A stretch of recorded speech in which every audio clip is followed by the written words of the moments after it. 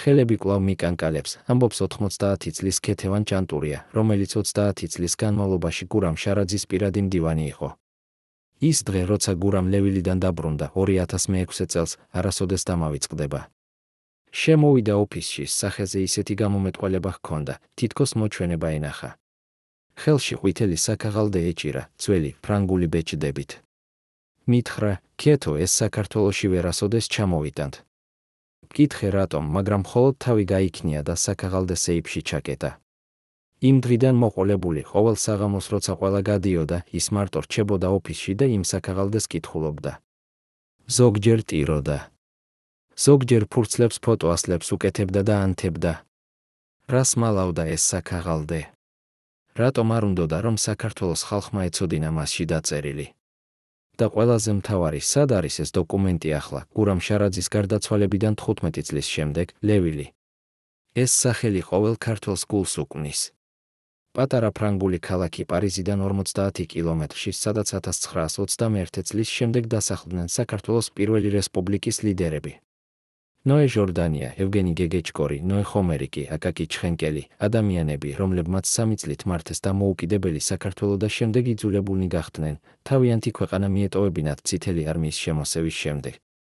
მათ ლევილში ჩამოიტანეს ყველაფერი, არქივები, დოკუმენტები, პირადი ჩანაწერები, დიპლომატიური მიმოწერა.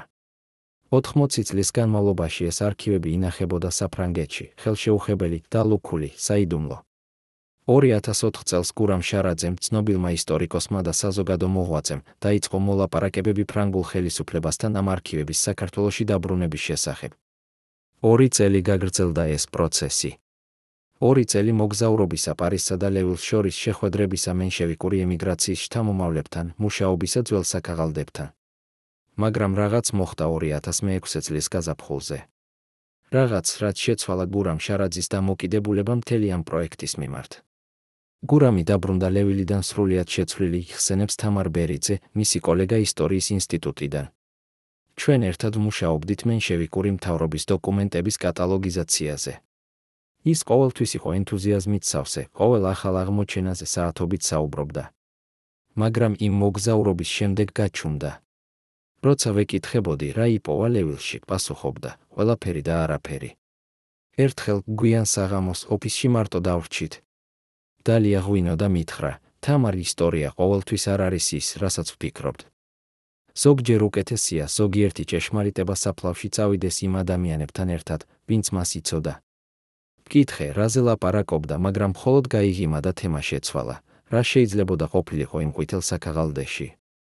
რა დოკუმენტი შეიძლებოდა იმდენად საშიში ყოფილიყო, რომ გურამ შარაძე, ადამიანი, რომელიც მთელი ცხოვრება ისტორიული ჭეშმარიტების ძიებას მიუძღვნა, გადაწყვიტა მისი დამალვა.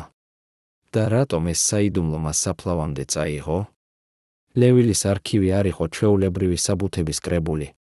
ეს იყო მთელი ერის ემოციური მეხსიერება, ჩაწერილი ქაღალდზე. წერილები ემიგრანტი პოლიტიკოსებისა, რომლებიც ვერასოდეს დაბრუნდნენ სამშობლოში. დიპლომატიური ნოტები, რომლებიც ცდილობდნენ დასავლეთის დახმარების მოპოვებას საქართველოს დამოუკიდებლობის აღდგენისთვის. პირადი დღიურები, სადაც აღწერილი იყო ტკივილი, იმედგაცრუება, ნოსტალგია. მაგრამ იქ იყო რაღაც სხვაც. რაღაც, რაც არ უნდა გახდომოდა საჯარო. ნოე ჟორდანია, საქართველოს პირველი რესპუბლიკის მინისტრთა საბჭოს თავმჯდომარე, გარდაიცვალა ლევილში 1955 წელს. მისი უკანასკნელი წლები გაატარა მემუარების წერაში, ცდილობდა ახსნა, რატომ დაეცა პირველი რესპუბლიკა, რატომ ვერ შეძლო მენშევიკურმა მთავრობამ წინააღმდეგობა გაეწია საბჭოთა რუსეთის შემოსევისთვის. მაგრამ არსებობს ლეგენდა, რომ ჟორდანიამ დატოვა კიდევ ერთი დოკუმენტი, ანდერძი, რომელიც არ უნდა გახსნილიყო მისი გარდაცვალებიდან 50 წლის განმავლობაში. ეს ანდერძი, თუ რწმენა შეიძლება ემიგრანტთა შთამომავლების მოგონებებს, შეიცავდა ჭეშმარიტებას 1921 წლის თებერვლის მოვლენების შესახებ. გურამი მეუბნებოდა ჟორდანიას ანდერძზე, იხსენებს გიორგი ქავთარაძე, ჟურნალისტი, რომელიც 2005 წელს ამზადებდა დოკუმენტურ ფილმს მენშევიკურ ემიგრაციაზე. ის ამბობდა, რომ ფრანგულ არქივში არსებობს დალუქული კონვერტი ჟორდანიას ხელწერით, არ გახსნათ 1995 წლამდე. 2006 წელს ეს ვადა გავიდა.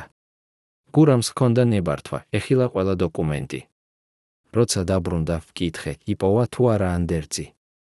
მან მითხრა, გიორგი, ზოგიერთი კითხვა უკეთესია უპასუხოდ დარჩეს. მაშინ ვერ გავიგე, რას გულისხმობდა. ახლა ვფიქრობ, რომ მან იპოვა რაღაც, რაც არ უნდა გახდომოდა ცნობილი, რა შეიძლებოდა დაეწერა ნოე ჟორდანიას ანდერძში. რა ჭეშმარიტება იყო იმდენად საშიში, რომ მან მოითხოვა 50 წლის ვადა მის გახსნამდე? და რატომ გურამ შარაძემ, ადამიანმა, რომელიც მთელი ცხოვრება ბრძოლობდა ისტორიული სიმართლის გამოსაცხადებლად, გადაწყვიტა ამ დოკუმენტის დამალვა? 1921 წლის თებერვალი. წითელი არმია შემოდის თბილისში. მენშევიკური მთავრობა ტოვებს ქვეყანას.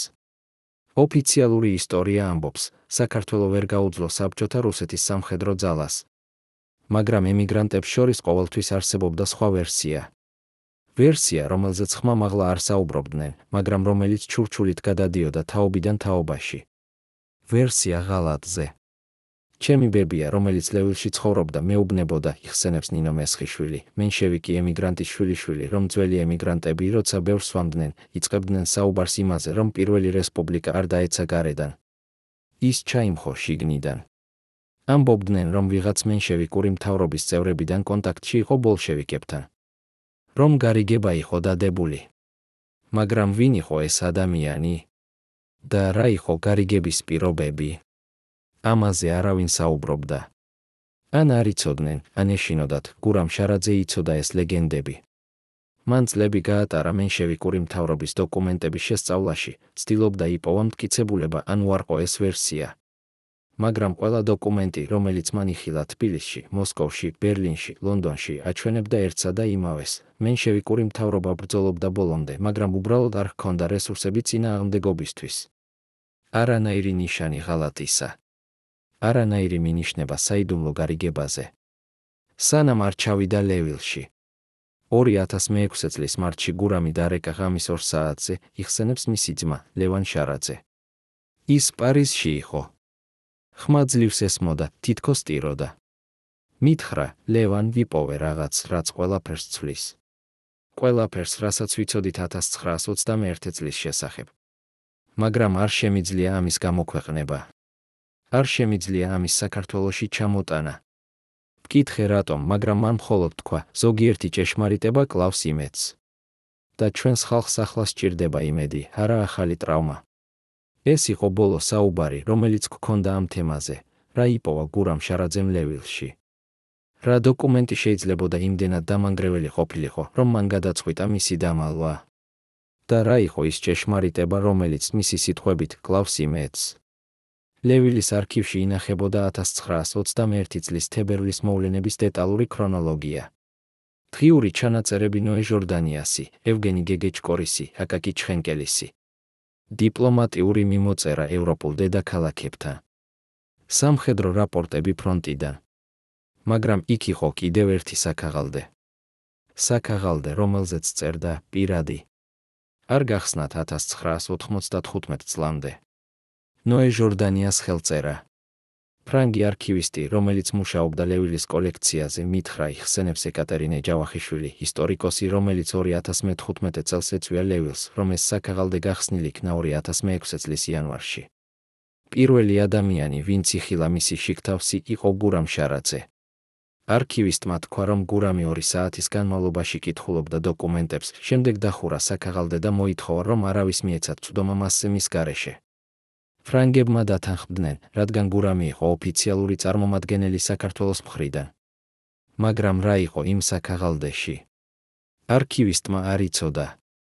მან მხოლოდ თქვა, რომ გურამი გამოვიდა კითხვის დარბაზიდან თეთრი სახით, თითქოს მოჩვენება ენახა, ნოე ჟორდანიას ანდერძი. დოკუმენტი, რომელიც 50 წლის განმავლობაში ელოდა თავის გახსნას. რა შეიძლებოდა დაეწერა მასში?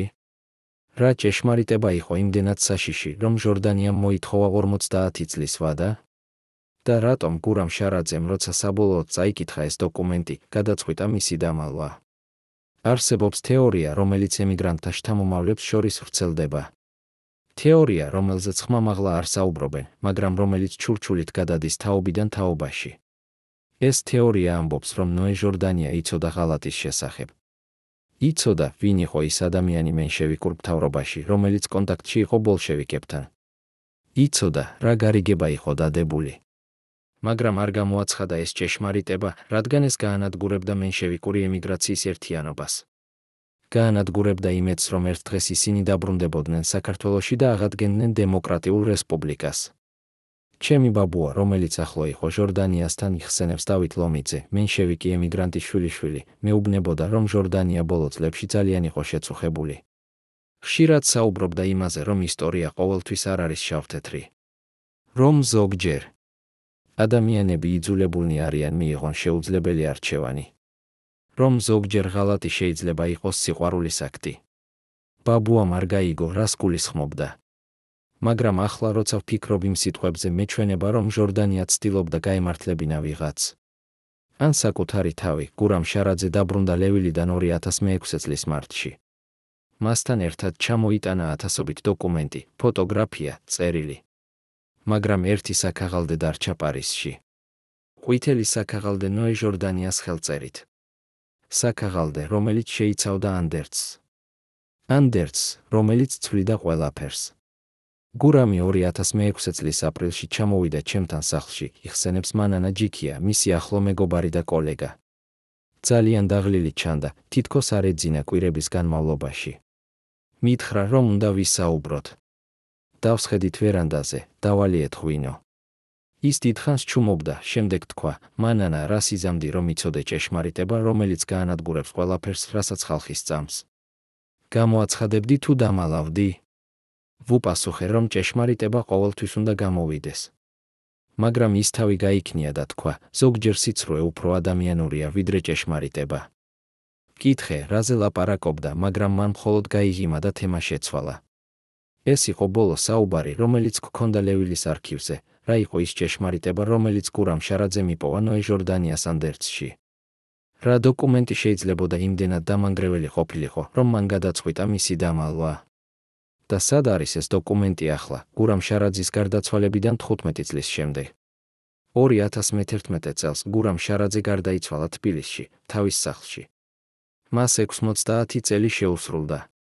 გარდაცვალების მიზეზი იყო გულის შეტევა. მაგრამ ის, ვინც იცნობდა მას, ამბობენ, რომ გურამი ბოლო წლებში ძალიან იყო შეწუხებული.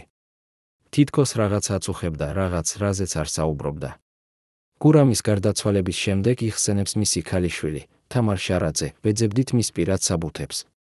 ვიცოდით, რომ ის ინახავდა დღიურს ჩანაწერებს თავისი მოგზაურობების შესახებ. მაგრამ ვერაფერი ვიპოვეთ. არც დღიური, არც ჩანაწერები ლევილის შესახებ, არც ფოტოასლები დოკუმენტებისა. თითქოს ყველაფერი განადგურებული იყო. ერთადერთი, რაც ვიპოვეთ, იყო პატარა ჩანაწერი მის სამუშაო მაგიდაზე. იქ წერდა, ზოგიერთი ჭეშმარიტება უნდა დარჩეს დაკრძალული. არა იმიტომ, რომ ის ცრუა, არამედ იმიტომ, რომ ის კლავს იმედს. და იმედის გარეშე ხალხი კვდება. ეს იყო მამის ბოლო სიტყვები ქაღალდზე, რას გულისხმობდა გურამ შარაძე. რა იყო ის ჭეშმარიტება, რომელიც კლავს იმედს? და რატომ მან გადაწყვიტა, რომ ეს ჭეშმარიტება უნდა დარჩეს დაკრძალული? ნოე ჟორდანიას ანდერძი. დოკუმენტი, რომელიც 50 წლის განმავლობაში ელოდა თავის გახსნას. დოკუმენტი, რომელიც როცა საბოლოოდ გაიხსნა, აღმოჩნდა იმდენად საშიში, რომ გურამ შარაძემ გადაწყვიტა მისი დამალვა. მაგრამ რა იყო ამ დოკუმენტში? რა ჭეშმარიტება იყო იმდენად დამანგრეველი? არსებობს ერთი თეორია. თეორია, რომელიც ემყარება ემიგრანტთა მოგონებებს, ფრაგმენტულ ჩანაწერებს, ჩურჩულებს. ეს თეორია ამბობს, რომ ნოე ჟორდანიამ თავის ანდერძში აღიარა რაღაც, რაც არასოდეს გამოუცხადებია საჯაროდ. აღიარა, რომ 1921 წლის თებერვალში, როცა წითელი არმია მიუახლოვდა თბილისს, მენშევიკურ მთავრობას ჰქონდა არჩევანი. არჩევანი, რომელიც შეცვლიდა საქართველოს ისტორიას. ჩემი ბებია, იხსენებს ნინო მესხიშვილი, მეუბნებოდა, რომ ძველი ემიგრანტები ლევილში ლაპარაკობდნენ იმაზე, რომ ჟორდანიას ჰქონდა საიდუმლო შეხვედრა ბოლშევიკურ წარმომადგენელთან 1921 წლის იანვარში. შეხვედრა, რომელზეც არავინ იცოდა. შეხვედრა, სადაც განიხილებოდა გარიგება. ბოლშევიკების თავაზობდნენ მენშევიკებს უსაფრთხო გასვლას ქვეყნიდან, თუ ისინი არ გაუწევდნენ წინააღმდეგობას შემოსევას. ამბობდნენ, რომ ჟორდანიამ დათანხმდა. არა იმიტომ, რომ მოღალატე იყო, არამედ იმიტომ, რომ იცოდა, წინააღმდეგობა ნიშნავდა ათასობით ადამიანის სიკვდილს. ნიშნავდა თბილისის განადგურებას. ნიშნავდა სისხლისღვრას, რომელიც გაგრძელდებოდა წლების განმავლობაში. ჟორდანიამ აირჩია ცოცხალი ხალხი მკვდარი რესპუბლიკის ნაცვლად. ეს თეორია, თუ ჭეშმარიტია, ყველაფერს ცვლის. ცვლის ჩვენს გაგებას 1921 წლის მოვლენებზე. ცვლის ჩვენს დამოკიდებულებას ნოე ჟორდანიასა და მენშევიკური მთავრობის მიმართ. მაგრამ ეს ასევე ნიშნავს, რომ პირველი რესპუბლიკა არ დაეცა გმირულ ბრძოლაში. ის დაეცა გარიგების შედეგად. გარიგების, რომელიც გადაარჩინა ათასობით ადამიანის სიცოცხლე, მაგრამ დაკარგა ქვეყნის და მოუკიდებლობა. თუ ეს ჭეშმარიტია, ამბობს ისტორიკოსი გიორგი ქავთარაძე, მაშინ გასაგები ხდება, რატომ გურამ შარაძემ გადაწყვიტა ამ დოკუმენტის დამალვა. რადგან ეს ჭეშმარიტება გაანადგურებდა მითს პირველი რესპუბლიკის შესახებ. მითს, რომელზეც აგებულია თანამედროვე ქართული იდენტობის დიდი ნაწილი. მითს გმირულ წინააღმდეგობაზე, დემოკრატიულ იდეალებზე, ბრძოლაზე ბოლომდე. თუ ხალხი გაიგებს, რომ ეს ყველაფერი იყო გარიგება, რომ ჟორდანიამ უბრალოდ დანებდა ქვეყანას სისხლის ხრის თავიდან ასაცილებლად, ეს გაანადგურებს იმედს. იმედს, რომ ჩვენ შეგვიძლია ვიბრძოლოთ ჩვენი თავისუფლებისთვის. იმედს, რომ ჩვენი წინაპრები იყვნენ გმირები, არა პრაგმატიკოსები, მაგრამ არის თუ არა ეს ჭეშმარიტება? არის თუ არა ნოე ჟორდანიას ანდერძში ნამდვილად დაწერილი ეს აღიარება? თუ ეს მხოლოდ თეორიაა, რომელიც დაფუძნებულია ჩურჩულებსა და ფრაგმენტულ მოგონებებზე? პასუხი ამ კითხვაზე იცის მხოლოდ ერთი ადამიანი. ადამიანი, რომელიც წაიკითხა ნოე ჟორდანიას ანდერძი. ადამიანი, რომელიც იხილა ყვითელი საქაღალდის შიგთავსი. ადამიანი, რომელიც გადაწყვიტა ამ ჭეშმარიტების დამალვა. გურამ შარაძე. მაგრამ გურამ შარაძე გარდაიცვალა 2011 წელს, წაიღო თავისი საიდუმლო საფლავში. ან მაინც წაიღო? 2009 წელს იხსენებს ქეთევან ჭანტურია, გურამ შარაძის ყოფილი მდივანი, მივიღე წერილი ფრანგი არქივისტისგან. ის მეკითხებოდა, იცოდა თუ არა ჩვენი ოჯახი, რომ გურამ შარაძემ დატოვა დალუქული კონვერტი ლევილის არქივში. კონვერტი, რომელზეც წერდა, გახსნათ 2030 წელს. არქივისტი მეკითხებოდა, უნდა გაეხსნათ თუ არა ეს კონვერტი, ან უნდა დაებრუნებინათ ოჯახისთვის. ვუპასუხე, რომ არ ვიცოდი ამ კონვერტის შესახებ. მკითხე, რა შეიძლებოდა ყოფილიყო მასში. არქივისტმა თქვა, რომ არ იცოდა, მაგრამ კონვერტი საკმაოდ სქელი იყო, თითქოს შიგ ბევრი ქაღალდი იყო. ვთხოვე, გამოეგზავნათ ფოტო კონვერტისა. როცა ვიხილე ფოტო, ვიცანი გურამის ხელწერა. იქ წერდა, ჩემს შვილებს და შვილიშვილებს. გახსენით 2030 წელს. მაშინ ხალხი მზად იქნება ჭეშმარიტებისთვის, 2030 წელი. ეს არის 2030 წელი. გურამ შარაძის კონვერტი უნდა გაიხსნას ამ წელს. კონვერტი, რომელიც შესაძლოა, შეიცავს ასლს ნოე ჟორდანიას ანდერძისა. ასლს დოკუმენტისა, რომელიც ცვლის ყველაფერს, რასაც ვიცით 1921 წლის შესახებ. ჩვენ გურამის ოჯახი, ამბობს თამარ შარაძე, გადავწყვიტეთ, რომ პატივი ვცეთ მამის ნებას. თუ ის თვლიდა, რომ ეს დოკუმენტი უნდა გაიხსნას 2030 წელს, მაშინ ასე უნდა მოხდეს. ჩვენ დავუკავშირდით ფრანგულ არქივს და ვთხოვეთ, გაეხსნათ კონვერტი და გამოეგზავნათ მისი შიგთავსი ჩვენთვის. ისინი დათანხმდნენ. კონვერტი უნდა გაიხსნას მომავალ თვეში 2030 წლის მარტში, ზუსტად 24 წლის შემდეგ, რაც გურამმა პირველად იხილა ნოე ჟორდანიას ანდერძი, რაც შეიცავს გურამ შარაძის კონვერტი. არის თუ არა იქ ნამდვილად ასლი ნოე ჟორდანიას ანდერძისა? და რას გაგვიმხელს ეს დოკუმენტი 1921 წლის მოვლენების შესახებ? ჩვენ მალე გავიგებთ. მაგრამ ერთი რამ უკვე ცხადია, გურამ შარაძე არ წაიღო თავისი საიდუმლო საფლავში. ის დატოვა ის მომავალი თაობებისთვის. დატოვა ის იმ დროისთვის, როცა მისი სიტყვებით ხალხი მზად იქნება ჭეშმარიტებისთვის. მაგრამ მზად ვართ თუ არა ჩვენ? მზად ვართ თუ არა გავიგოთ, რომ ჩვენი ისტორია შეიძლება არ იყოს ისეთი, როგორც ვფიქრობთ? მზად ვართ თუ არა მივიღოთ ჭეშმარიტება, რომელიც შესაძლოა გაანადგურებს მითებს, რომლებზეც აგებულია ჩვენი იდენტობა? ლევილის არქივი. ნოე ჟორდანიას ანდერძი. გურამ შარაძის კონვერტი. სამი დოკუმენტი, რომლებიც აკავშირებენ წარსულს მომავალთან. სამი დოკუმენტი, რომლებიც შეიძლება შეცვალონ ყველაფერი, რასაც ვიცით საქართველოს ისტორიის შესახებ. და ახლა 2030 წელს ჩვენ ვართ იმ წერტილზე, სადაც ეს ჭეშმარიტება საბოლოოდ გამოვაჩრდილიდა. წერტილზე, სადაც ჩვენ უნდა გადავწყვიტოთ, ვინებურებთ თუ არა ჭეშმარიტებას, რომელიც კლავს იმედს. ვინებურებთ თუ არა ისტორიას, რომელიც არ არის გმირული, არამედ ტრაგიკული. ეს არის ის კითხვა, რომელიც გურამ შარაძემ დაუსვა საკუთარ თავს 2006 წელს, როცა წაიკითხა ნოე ჟორდანიას ანდერძი.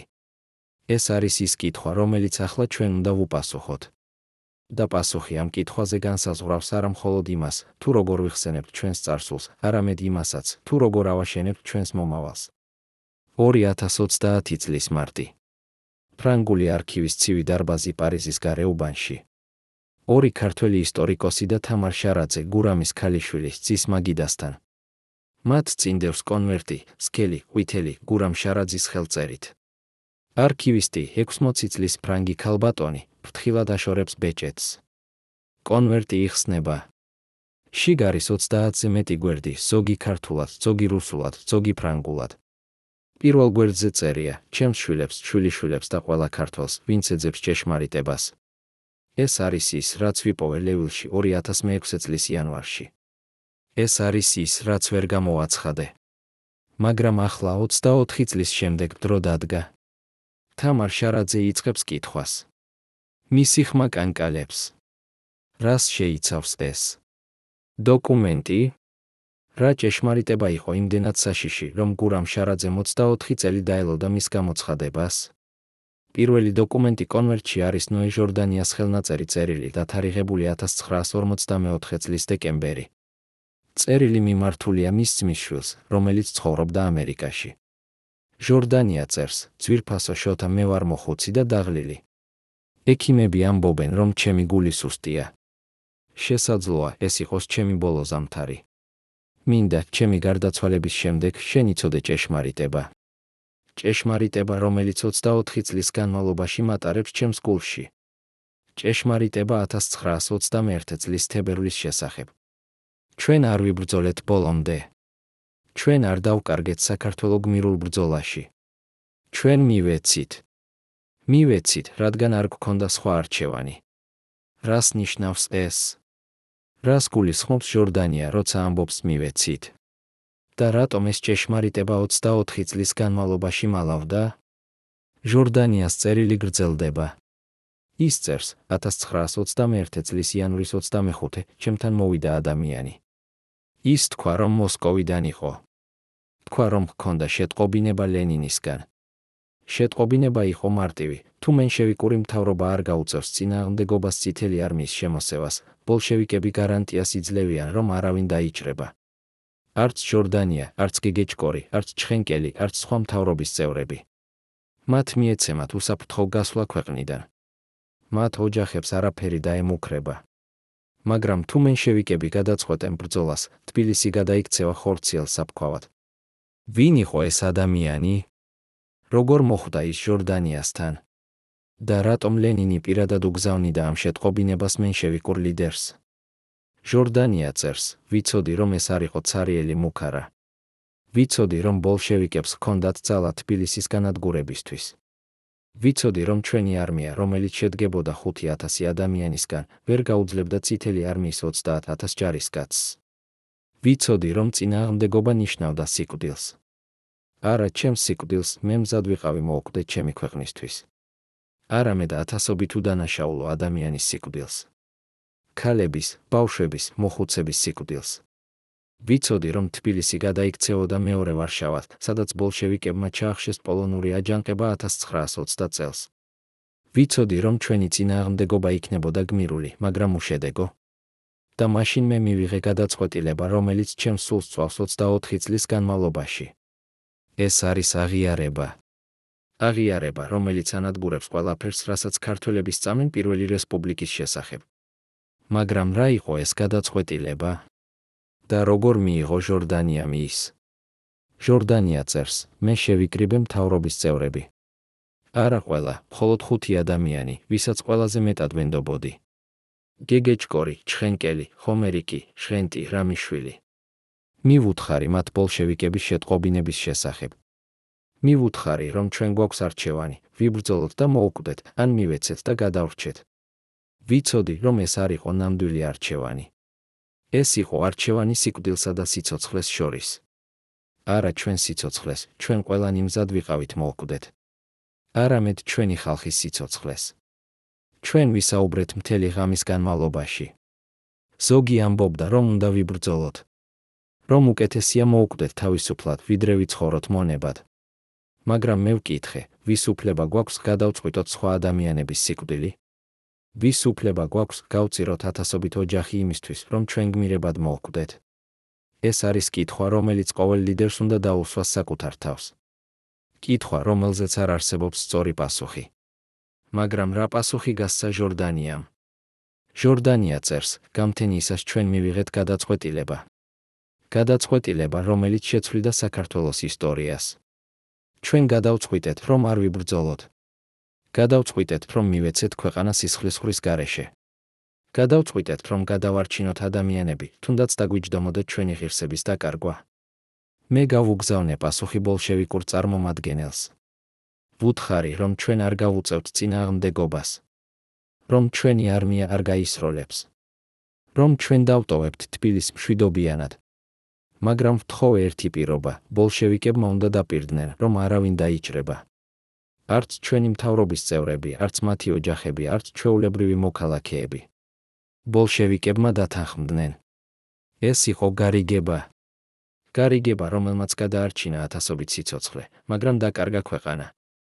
გარიგება, რომელიც ჟორდანიამ მთელი ცხოვრება მალავდა. მაგრამ რატომ? რატომ არ გამოაცხადა ეს ჭეშმარიტება? ჟორდანია წერს, ვიცოდი, რომ თუ ეს ჭეშმარიტება გამოვიდოდა, ჩვენი ხალხი მოგვიწყალებდა. ვიცოდი, რომ ისინი მოგვეხსენიებდნენ როგორც მოღალატეებს, არა როგორც გადამრჩენებს. ვიცოდი, რომ ისტორია დაგვწერდა როგორც სუსტებს, არა როგორც პრაგმატიკოსებს. მაგრამ ვიცოდი კიდევ რაღაც. ვიცოდი, რომ ჩვენი ხალხს სჭირდებოდა გმირები. სჭირდებოდა მითი პირველი რესპუბლიკის შესახებ, რომელიც იბრძოდა ბოლომდე. სჭირდებოდა რწმენა, რომ ჩვენ არ მივეცით, არამედ დავიმარცხეთ გმირულ ბრძოლაში. ეს რწმენა იყო ის, რაც ინარჩუნებდა იმედს. იმედს, რომ ერთ დღეს საქართველო კვლავ გახდებოდა თავისუფალი. და მე გადავწყვიტე, რომ ეს იმედი უფრო მნიშვნელოვანი იყო, ვიდრე ჩემი რეპუტაცია. ეს არის ის, რაც ჟორდანია მალავდა 24 წლის განმავლობაში. მალავდა იმისთვის, რომ გადაერჩინა ხალხის იმედი. მაგრამ სწორი იყო თუ არა ეს გადაწყვეტილება? გურამ შარაძის კონვერტში არის კიდევ ერთი დოკუმენტი.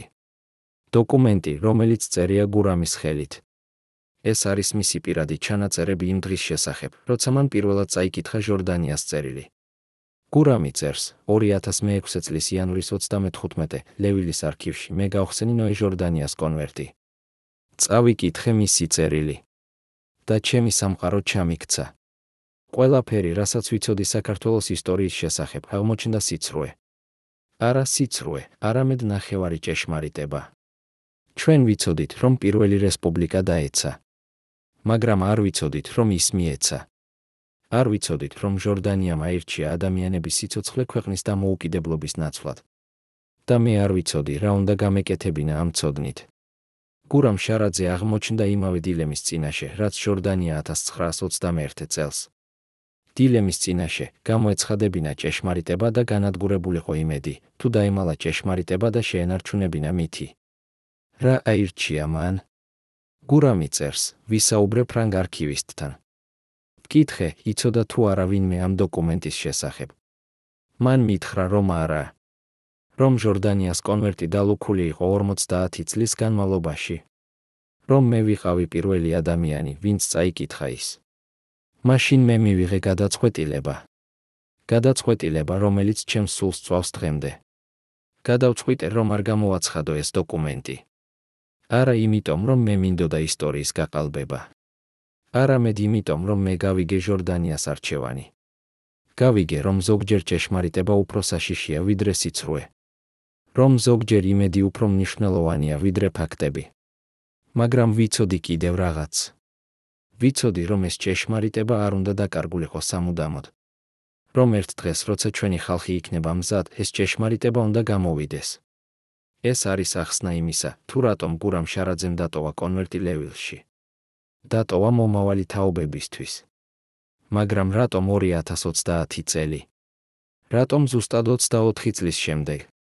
გურამი წერს, ვფიქრობ, რომ 24 წელი საკმარისი დროა. საკმარისი დროა იმისთვის, რომ ჩვენმა ხალხმა გაიაროს ტრავმა საბჭოთა წარსულისა. საკმარისი დროა იმისთვის, რომ ჩვენ ავაშენოთ ახალი საქართველო, რომელიც არ არის დამოკიდებული მითებზე, არამედ რეალობაზე. ვფიქრობ, რომ 2030 წელს ჩვენი ხალხი იქნება მზად გაიგოს, რომ ისტორია არ არის შავ-თეთრი. რომ ჩვენი გმირები არ იყვნენ სრულყოფილები, მაგრამ ისინი იყვნენ ადამიანები. ადამიანები, რომლებიც აკეთებდნენ შეუძლებელ არჩევანს შეუძლებელ სიტუაციებში. და ვიმედოვნებ, რომ როცა ჩემი შვილები და შვილიშვილები წაიკითხავენ ამ დოკუმენტს, ისინი არ გაიგებენ მას როგორც ღალატის ისტორიას, არამედ როგორც მსხვერპლის ისტორიას. მსხვერპლის, რომელიც ჟორდანიამ გაიღო ადამიანების გადასარჩენად. ეს არის გურამ შარაძის იმედი. იმედი, რომ ჩვენ 2030 წლის თაობა ვიქნებით მზად ამ ჭეშმარიტებისთვის. მაგრამ მზად ვართ თუ არა? თამარ შარაძე ამთავრებს კითხვას. დარბაზში სიჩუმეა. ორი ისტორიკოსი, რომლებიც მასთან ერთად არიან, უყურებენ ერთმანეთს. ერთ-ერთი მათგანი, გიორგი ქავთარაძე, საბოლოოდ საუბრობს, ეს ცვლის ყველაფერს. ყველაფერს, რასაც ვასწავლით სტუდენტებს. ყველაფერს, რასაც ვწერთ წიგნებში. ყველაფერს, რასაც ხალხი სწამს. მაგრამ ის სვამს კითხვას, უნდა გამოვაცხადოთ თუ არა ეს? უნდა ვუთხრათ თუ არა ხალხს ჭეშმარიტება? თამარ შარაძე პასუხობს, ჩემი მამა თვლიდა, რომ 2030 წელს ჩვენ ვიქნებით მზად. მე ვენდობი მის განსჯას. ვენდობი, რომ ჩვენი ხალხი შეძლებს გაიგოს, რომ ისტორია რთულია. რომ ჩვენი გმირები არ იყვნენ სრულყოფილები, მაგრამ ისინი იყვნენ ადამიანები. ადამიანები, რომლებიც აკეთებდნენ რთულ არჩევანს. და ვიმედოვნებ, რომ ეს ჭეშმარიტება არ გაანადგურებს იმედს, არამედ გაამდიდრებს ჩვენს გაგებას იმისა, თუ რას ნიშნავს იყო ლიდერი. ეს არის გადაწყვეტილება. გადაწყვეტილება გამოაცხადონ ნოე ჟორდანიას ანდერძი. მაგრამ როგორ მიიღებს ამას ქართველი ხალხი? 2030 წლის აპრილი. თბილისი. საქართველოს ეროვნული არქივის კონფერენციის დარბაზი. 200 ადამიანი, ისტორიკოსები, ჟურნალისტები, სტუდენტები, ჩვეულებრივი მოქალაქეები. თამარ შარაძე დგას პოდიუმზე. მის წინ დევს ნოე ჟორდანიას წერილის ასლი. ის იწყებს კითხვას. დარბაზში სიჩუმეა. ადამიანები უსმენენ. ზოგი თვალებში. ცრემლებით. ზოგი გაოცებით. ზოგი გაბრაზებით. როცა თამარი ამთავრებს კითხვას, დარბაზში აფეთქდება დისკუსია. ზოგი ამბობს, ეს არის ღალატი. ჟორდანიამ მიატოვა ქვეყანა. მან არ უნდა მიეცა. უნდა ებრძოლა ბოლომდე. სხვები ამბობენ, ეს არის გმირობა. ჟორდანიამ გადაარჩინა ათასობით სიცოცხლე. მან აირჩია ადამიანები ქვეყნის ნაცვლად. ეს არის ნამდვილი ლიდერობა. მესამეები ამბობენ, ჩვენ არ ვიცით რა იქნებოდა, რომ ჟორდანია ებრძოლა. შესაძლოა ისინი მოიგებდნენ. შესაძლოა დასავლეთი დახმარებოდა. შესაძლოა ისტორია სხვაგვარად წარიმართებოდა. ეს არის დებატი, რომელიც გაგრძელდება თვეების, წლების განმავლობაში. დებატი, რომელსაც არ აქვს ერთი სწორი პასუხი. მაგრამ ერთი რამ ცხადია, ჭეშმარიტება გამოვიდა. ნოე ჟორდანიას ანდერძი ხდება ეროვნული დისკუსიის საგანი. გაზეთები წერენ სტატიებს. ტელევიზია აკეთებს დოკუმენტურ ფილმებს. უნივერსიტეტები აწყობენ კონფერენციებს. ხალხი საუბრობს ქუჩებში, კაფეებში, სახლებში.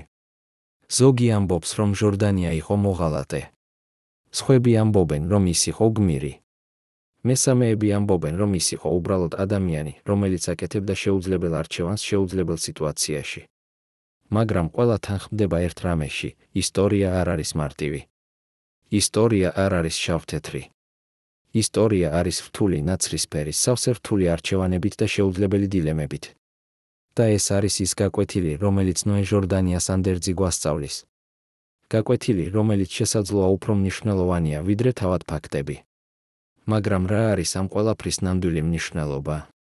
2030 წლის ივნისი. ლევილი, საფრანგეთი.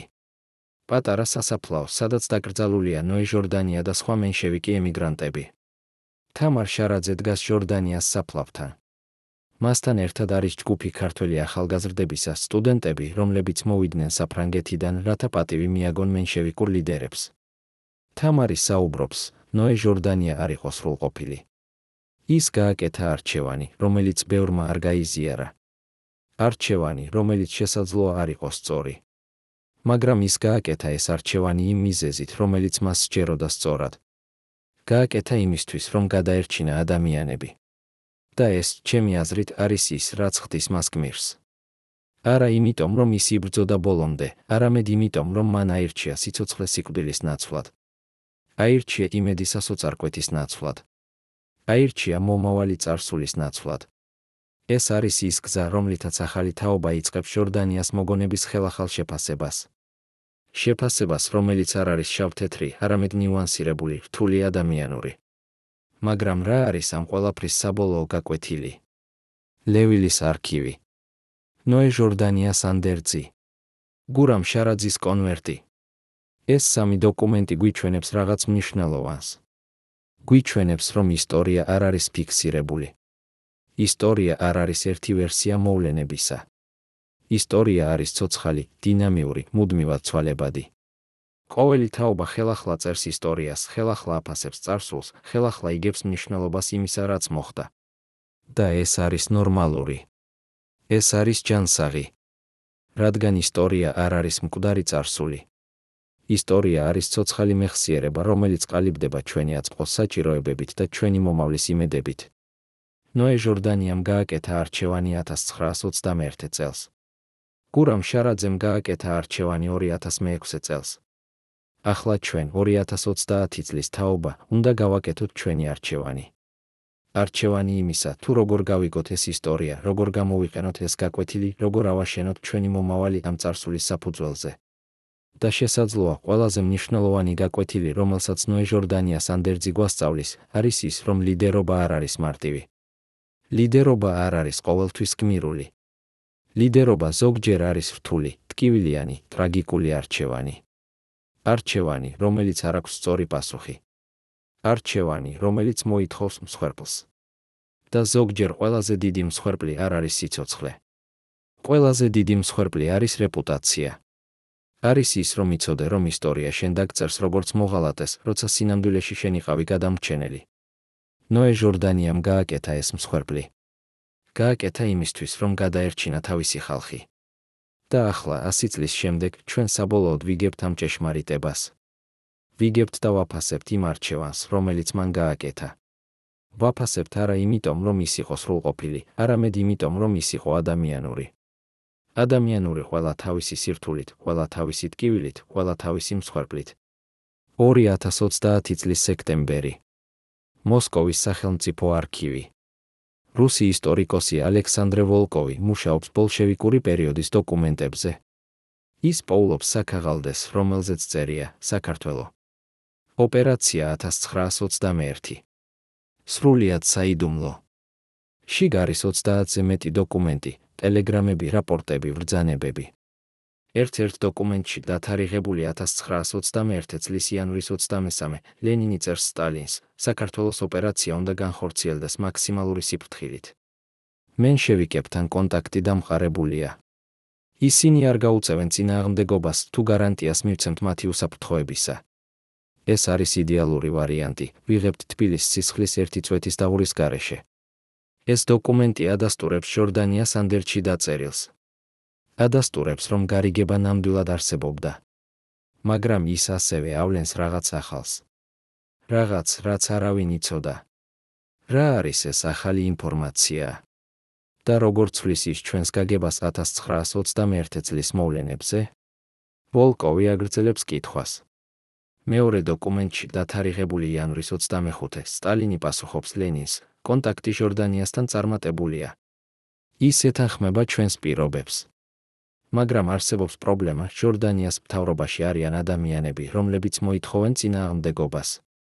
განსაკუთრებით გეგეჭკორი და ჩხენკელი. ჟორდანია ამბობს, რომ მას სჭირდება დრო, რათა დაარწმუნოს ისინი. ვთხოვ 2 კვირის ვადას. ეს ავლენს რაღაც მნიშვნელოვანს. ავლენს, რომ ჟორდანიას გადაწყვეტილება არ იყო ერთპიროვნული. ავლენს, რომ მენშევიკურ მთავრობაში იყო დაპირისპირება.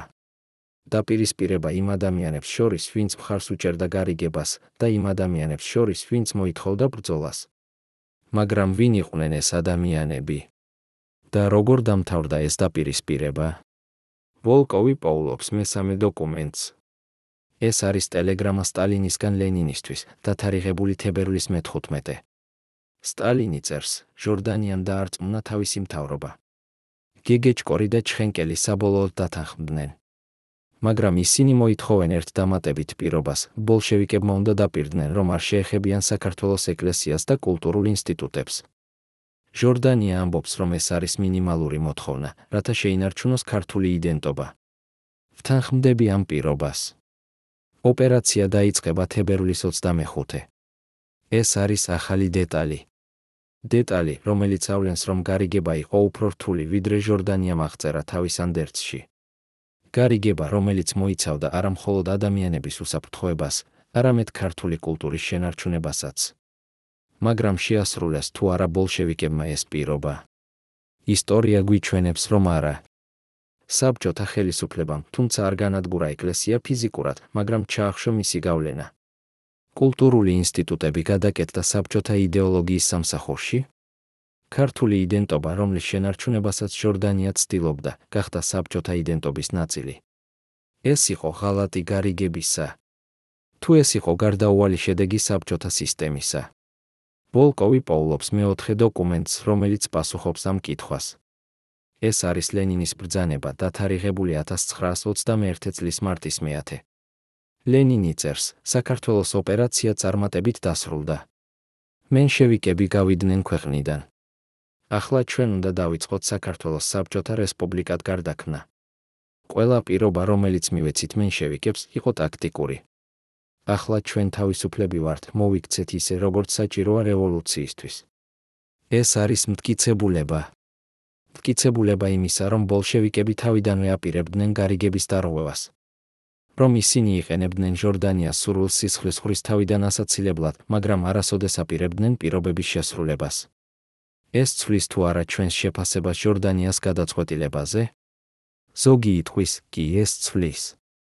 ჟორდანიამ იცოდა, რომ ბოლშევიკები არ იყვნენ სანდო.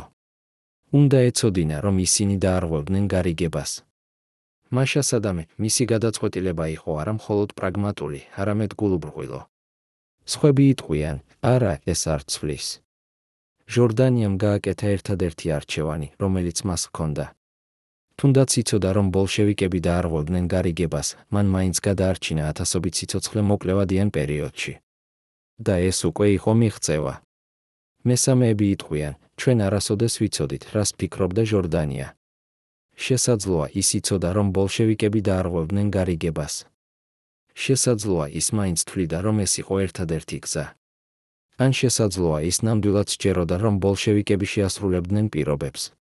ჩვენ არასოდეს გავიგებთ. მაგრამ ერთი რამ ცხადია, ისტორია არ არის მარტივი. და ჟორდანიას გადაწყვეტილება იყო კიდევ უფრო რთული, ვიდრე ჩვენ ფიქრობდით. 2030 წლის ოქტომბერი. თბილისი. საქართველოს პარლამენტის შენობა. დეპუტატები განიხილავენ რეზოლუციას ნოე ჟორდანიას რეაბილიტაციის შესახებ. რეზოლუცია ამბობს, ნოე ჟორდანია იყო საქართველოს პირველი რესპუბლიკის ლიდერი, რომელმაც გააკეთა რთული არჩევანი რთულ დროში. მისი გადაწყვეტილება არ ებრძოლა წითელ არმიას იყო არა სისუსტის ნიშანი, არამედ პასუხისმგებლობის ნიშანი. პასუხისმგებლობის თავისი ხალხის მიმართ. ჩვენ საქართველოს პარლამენტი აღვიარებთ ნოე ჟორდანიას როგორც ეროვნულ გმირს და ვითხოვთ მისი სახელის რეაბილიტაციას. დებატები გრძელდება საათობით. ზოგი დეპუტატი მხარს უჭერს რეზოლუციას. ამბობს, რომ ჟორდანია იმსახურებს აღიარებას. სხვები ეწინააღმდეგებიან. ამბობენ, რომ ჟორდანიამ მიატოვა ქვეყანა და არ იმსახურებს გმირის სტატუსს. მესამეები ამბობენ, რომ ჩვენ უნდა ვაღიაროთ ისტორია ისეთი, როგორიც იყო, არც გმირული, არც ღალატური, არამედ რთული და ტრაგიკული. საბოლოოდ რეზოლუცია მიიღება ხმების უმრავლესობით. ნოე ჟორდანია ოფიციალურად აღიარებულია როგორც საქართველოს ეროვნული გმირი. მაგრამ ეს არ ნიშნავს, რომ დებატები დასრულდა. პირიქით, ისინი ახლა ხდება კიდევ უფრო ინტენსიური. რატომ? რადგან ნოე ჟორდანიას ანდერძმა გახსნა პანდორას ყუთი. გახსნა კითხვები, რომლებზეც ქართველები არასოდეს ფიქრობდნენ. კითხვები იმის შესახებ, თუ რას ნიშნავს იყო ლიდერი. რას ნიშნავს იყო გმირი. რას ნიშნავს გააკეთოს სწორი არჩევანი. ეს კითხვები არ არის აბსტრაქტული. ისინი არის ძალიან კონკრეტული, ძალიან აქტუალური. რადგან საქართველო 2030 წელს კვლავ დგას რთული არჩევანის წინაშე. არჩევანის დასავლეთსა და აღმოსავლეთს შორის. არჩევანის დემოკრატიასა და ავტორიტარიზმს შორის. არჩევანის დამოუკიდებლობასა და დამოკიდებულებას შორის. და ნოე ჟორდანია სანდერძი გვასწავლის, რომ ეს არჩევანები არ არის მარტივი. რომ ზოგჯერ არ არსებობს სწორი პასუხი. რომ ზოგჯერ ყველა ვარიანტი არის ტკივილიანი. მაგრამ ის ასევე გვასწავლის, რომ ჩვენ მაინც უნდა გავაკეთოთ არჩევანი. უნდა გავაკეთოთ არჩევანი, რომელიც ემყარება არა მითებს, არამედ რეალობას. არა ემოციებს, არამედ გონებას. არა წარსულს, არამედ მომავალს. მაგრამ არის კიდევ ერთი კითხვა, რომელიც ნოე ჟორდანია სანდერძი აჩენს. კითხვა, რომელზეც ნაკლებად საუბრობენ, მაგრამ რომელიც შესაძლოა ყველაზე მნიშვნელოვანია. ეს კითხვა, ვის ეკუთვნის ისტორია? ვის აქვს უფლება განსაზღვროს, რა არის ჭეშმარიტება? ვის აქვს უფლება გადაწყვიტოს, რა უნდა გამოვიდეს და რა უნდა დარჩეს დამალული? ნოე ჟორდანიამ გადაწყვიტა, რომ მისი ჭეშმარიტება უნდა დარჩენილიყო დამალული 50 წლის განმავლობაში. გურამ შარაძემ გადაწყვიტა, რომ ეს ჭეშმარიტება უნდა დარჩენილიყო დამალული კიდევ 24 წლის განმავლობაში. ორივე მათგანი თვლიდა, რომ ხალხი არ იყო მზად ამ ჭეშმარიტებისთვის. მაგრამ ვინ მისცა მათ უფლება გადაეწყვიტათ ეს? ვინ მისცა მათ უფლება დაემალათ ისტორია? და რა სხვა ისტორიები არის დამალული, რომლებზეც ჩვენ არ ვიცით? ეს კითხვები არის დისკომფორტული. ისინი აიძულებენ ჩვენ, ვიფიქროთ იმაზე, თუ რამდენად ვენდობით ჩვენს ლიდერებს. რამდენად ვენდობით ჩვენს ისტორიკოსებს. რამდენად ვენდობით იმ ადამიანებს, ვინც გვიყვებიან ჩვენს წარსულს. მაგრამ ისინი ასევე აიძულებენ ჩვენ, ვიფიქროთ იმაზე, თუ რა პასუხისმგებლობა გვაქვს ჩვენ, როგორც მოქალაქეებს. პასუხისმგებლობა ვეძებოთ ჭეშმარიტება. პასუხისმგებლობა ვკითხოთ რთული კითხვები. პასუხისმგებლობა არ მივიღოთ ისტორია უბრალოდ ისე, როგორც გვიყვებიან, არამედ ვიფიქროთ კრიტიკულად, ვიკვლიოთ დამოუკიდებლად, ვიბრძოლოთ ჭეშმარიტებისთვის. რადგან ისტორია არ ეკუთვნის ლიდერებს. ისტორია არ ეკუთვნის ისტორიკოსებს. ისტორია ეკუთვნის ხალხს. და ხალხს აქვს უფლება იცოდეს ჭეშმარიტება. 2021 წელი. ლევილი. პატარა მუზეუმი, რომელიც ეძღვნება მენშევიკურ ემიგრაციას. კედლებზე ფოტოგრაფიები ნოე ჟორდანიასი, ევგენი გეგეჭკორისი, აკაკი ჩხენკელისი. ვიტრინებში დოკუმენტები, წერილები, პირადი ნივთები. ერთ ვიტრინაში არის ყვითელი საქაღალდე, ნოე ჟორდანია სანდერძის ორიგინალი. გვერდით არის ახსნა ფრანგულად, ინგლისურად, ქართულად. ახსნა, რომელიც მოგვითხრობს ჟორდანიას ისტორიას, მისი გადაწყვეტილების შესახებ, მისი მსხვერპლის შესახებ. ყოველდღე ასობით ადამიანი სტუმრობს ამ მუზეუმს. ქართველები, რომლებიც მოდიან, რათა პატივი მიაგონ თავიანთ წინაპრებს. ფრანგები, რომლებიც დაინტერესებულნი არიან საქართველოს ისტორიით. ტურისტები, რომლებიც უბრალოდ გაიარეს და გადაწყვიტეს შესვლა. ყველა მათგანი კითხულობს ჟორდანია სანდერძს. ყველა მათგანი ფიქრობს იმ არჩევანზე, რომელიც მან გააკეთა. და ყველა მათგანი ეკითხება საკუთარ თავს, რას გავაკეთებდი მე მის ადგილზე. ეს არის ის კითხვა, რომელიც ნოე ჟორდანია სანდერძი swams ყველა ჩვენგანს. არ აბსტრაქტული კითხვა ისტორიის შესახებ, არამედ პირადი კითხვა ჩვენი საკუთარი ღირებულებების შესახებ. რას ვირჩევთ, პრინციპებს თუ ადამიანებს? იდეალებს თუ რეალობას? გმირობას თუ პრაგმატიზმს? ეს არის კითხვები, რომლებზეც არ არსებობს ერთი სწორი პასუხი. ეს არის კითხვები, რომლებზეც ყოველი ადამიანი უნდა უპასუხოს საკუთარი თავისთვის. მაგრამ ის, რაც მნიშვნელოვანია, არის ის, რომ ჩვენ ვსვამთ ამ კითხვებს. რომ ჩვენ ვფიქრობთ ამ თემებზე. რომ ჩვენ არ ვიღებთ ისტორიას უბრალოდ როგორც მითს, არამედ როგორც გაკვეთილს. გაკვეთილს, რომელიც გვეხმარება გავიგოთ ჩვენი წარსული, ვიცხოვროთ ჩვენ საწმყოში და ავაშენოთ ჩვენი მომავალი. და შესაძლოა ეს არის ნოე ჟორდანია სანდერძის ნამდვილი მნიშვნელობა. არა კონკრეტული ფაქტები 1921 წლის შესახებ, არამედ უნივერსალური გაკვეთილები ლიდერობის, მსხვერპლის, არჩევანის შესახებ. გაკვეთილები, რომლებიც აქტუალურია არა მხოლოდ საქართველოსთვის, არამედ ყველა ქვეყნისთვის, ყველა ხალხისთვის, ყველა ეპოქისთვის. რადგან ყველა ერი, ყველა თაობა აწყდება რთულ არჩევანს. აწყდება სიტუაციებს, სადაც არ არსებობს სწორი პასუხი. აწყდება ლიდერებს, რომლებიც უნდა გადაწყვიტონ, ვიბრძოლოთ თუ მივეცეთ, ვიმსხვერპლოთ ადამიანები თუ პრინციპები, ვიცხოვროთ მითით თუ ჭეშმარიტებით. და ნოე ჟორდანიას ანდერძი გვიჩვენებს, რომ ეს არჩევანები არ არის მარტივი. რომ ისინი მოითხოვენ გამბედაობას, სიბრძნეს და ზოგჯერ მზადყოფნას მიიღო ისტორიის განსჯა. მაგრამ ის ასევე გვიჩვენებს, რომ ეს არჩევანები შესაძლებელია. რომ ადამიანები შეუძლიათ გააკეთონ რთული გადაწყვეტილებები რთულ დროში.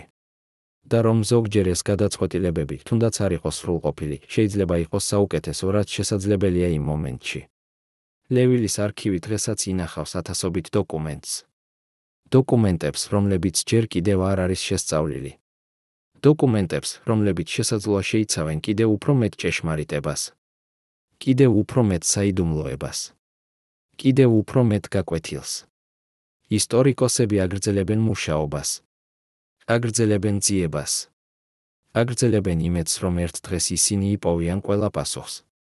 მაგრამ შესაძლოა, ყველა პასუხი არასოდეს იქნება ნაპოვნი. შესაძლოა, ზოგიერთი საიდუმლო დარჩება საიდუმლოდ სამუდამოდ. და შესაძლოა, ეს კარგია. რადგან ისტორია არ არის მხოლოდ ფაქტების კრებული. ისტორია არის ასევე საიდუმლოებების, ლეგენდების, მითების კრებული. და ეს საიდუმლოებები, ეს ლეგენდები, ეს მითები არის ის, რაც ხდის ისტორიას ცოცხალს. რაც ხდის მას საინტერესოს. რაც ხდის მას აქტუალურს თაობიდან თაობაში.